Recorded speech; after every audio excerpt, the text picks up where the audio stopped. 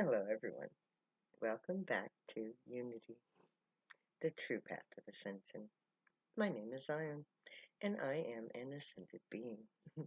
And I have come to create this program for you to teach you how life works so that you too can follow the path of ascension.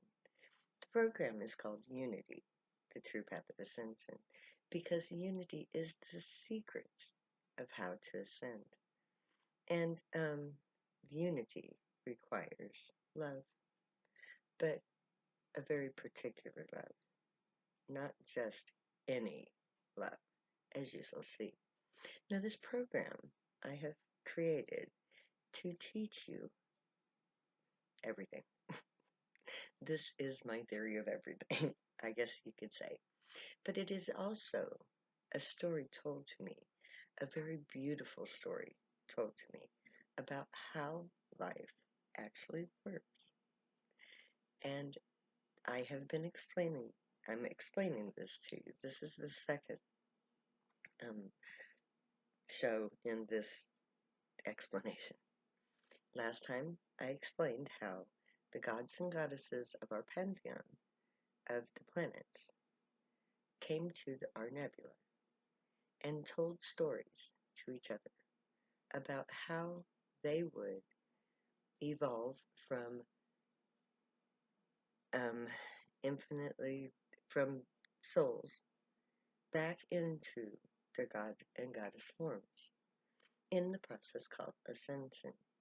And that this and by telling this story while they made love to each other in a rotating motion, the dance of life, they gathered to themselves all of the elements within the nebula and created for themselves bodies of planets. The lead male of our pantheon became the sun. The lead female in our pantheon became the earth, the planet upon which the ascended life emerges. Each of the rest of the gods and goddesses that were with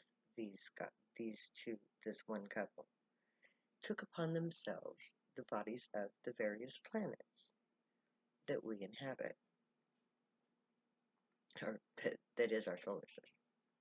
And as they did the dance of life, they told each other the stories of their ascended life, the final life that they lived as mortals on the planet that they inhabit, and how they went from being mortal to reclaiming their divine state. The story of ascension. And this story becomes the matrix of the planet that is created. When the story is completed and the happily ever after moment comes, the matrix is initiated, and reality, probabilities, chaos theory, all of these scientific laws that govern our reality kick in and work their way backwards to the moment of creation, the very moment that the story begins. And at this point, the matrix of the planet is set. The laws of ascension have been set in place. The ley lines have been created. The conduits of power that lead eventually to the ascension of the gods and goddesses back into their divine form. And from that moment, when the matrix is set, every possible combination of events and actualities are played out in the planet as individual souls. So, at that moment, the birth of the souls begin. The souls are created by truths. Opposites are required to create the friction of life, male and female, negative, positive, however you want to see it, energy-wise. But these two souls are created as a single spirit. They are, in their eventual God form, a single entity known as a spirit or a God, the Godhead. Now, when they are created at the same exact instant, at the same exact frequency, magnetic frequency. This is their signature, their energy wavelength. And no other couple in creation has their exact unique energy signature. Only the two. They're called soulmates. Now, when they're created as a single entity, but they are newly born and have no way to merge, no way to hold on to each other. They're just tiny points of light, and they fall away. And they go their separate ways. Through the course of time, they evolve, each one separate from the other, pushed apart by their differences, until one of them chooses to ascend, to reach a higher level of consciousness. And they reach a level where they are stuck. They can't go any higher without unity to break the veil, the cap, the wall that separates them from the next level of evolution. This is like a genetic trait. This is how genes work. When a species gets to this wall, then the genes kick in and try to overcome the obstacle, go around it, creating new connections to create a higher form. And this is what happens spiritually too, except the wall is unity. It takes the other soul to merge, to break the veil, to get to the next level.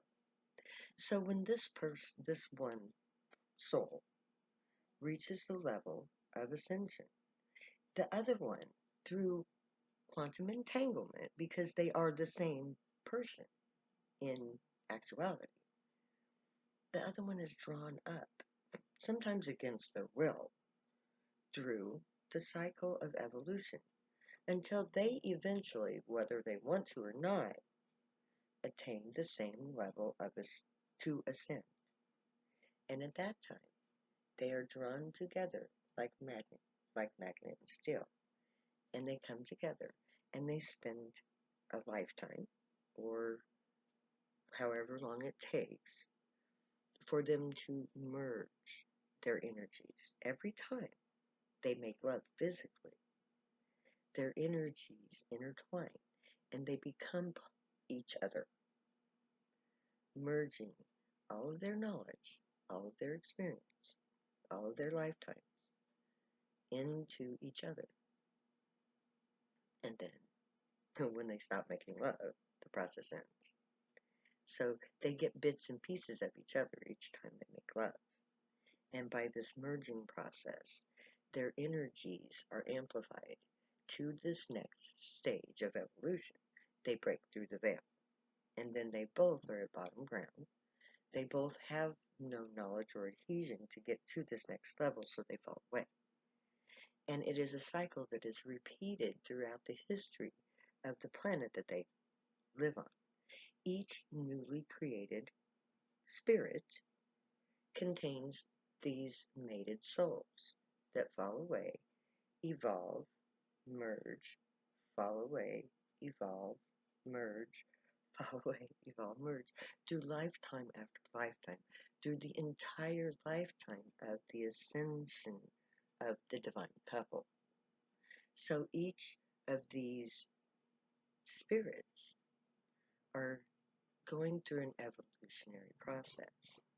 Now, when one soul decides, I'm going to be this, and it sticks with them, the other one is drawn to that, and like I said, sometimes against the will, they become that. And that's where we get plants and animals and the different levels of life. whether it be fish or you know, birds or whatever. These are choices that are made between lifetimes. Okay, but once a soul is set into the matrix of a particular species, then lifetime after lifetime they consistently go through the evolutionary process and become that. And that's how ascension works too. And so each of these couples grow together but separately, only coming together when they're ready to merge, to gain the next level until they reach the level of ascension, when they no longer follow the physical way, but they follow the spiritual path to the Godhead. Once they reach the stage of the Godhead, then they merge into the Godhead. Their energies become perfectly mixed, perfectly half and half. It's like you become half me and half you in the same body. And that merges into I'm me with you mixed in it, and you are you with me mixed in you. So you have this intertwining of the two, each individual separate in their own uniqueness through this evolutionary process of separation, but yet uniquely intertwined with the other person's matrix so that they can feel their thoughts, they can think their thoughts. That's why Hera always knew when Zeus fucked somebody.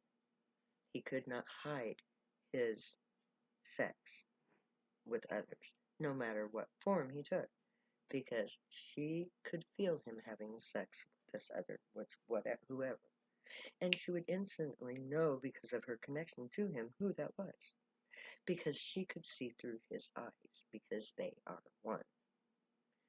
And this is what it means to be a god or goddess, is to be connected eternally and consciously with your other half, with your soulmate. To be spirit, to have both of you present in both bodies. And this is what life is about. This is how to become God and Goddess. And these are evolutionary steps, so that these evolved souls that go from these points of light that have no cohesion, they can go to the ultimate Godhead, where they become so much a part of each other that they're infinite. There's no way to separate them. And then, but even while they're separated, they still have their separate bodies, their separate identities, because they have always been separate more than together. So they never lose their identity, no matter how high up into the Godhead they go. Because just as the souls become the God, so the God becomes the higher forms of the gods. Because once you reach that unique bonding where you become eternal and immortal in spirit, then you evolve into titans, is what we would call them, which is a higher form of God and Goddess, being elemental, in that you embody the elements, that you are so enmeshed in the matrix of things that you embody these things, and you learn from it. And then you evolve again. You go through the same process on that level, where you follow, where, I don't know. It's like, that's where I'm at. Okay, it's like I'm getting there. That's, we're on this new level. I've just pierced the veil. I've just opened the way. I've just reached that level of ascension. So I don't know what's here on this new plane that we're existing in. But we will find out together as ascending souls.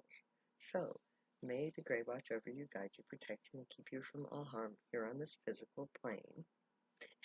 And may Messiah and Zion, the God and Goddess of the earth, protect you and guide you on the spiritual plane. And may you learn to ascend also. My name is Zion. If you use drugs, stay happy and high. You got every right and reason to. Believe me, I know I wrote 2 books about it. I never say goodbye. So I'm going to say later now.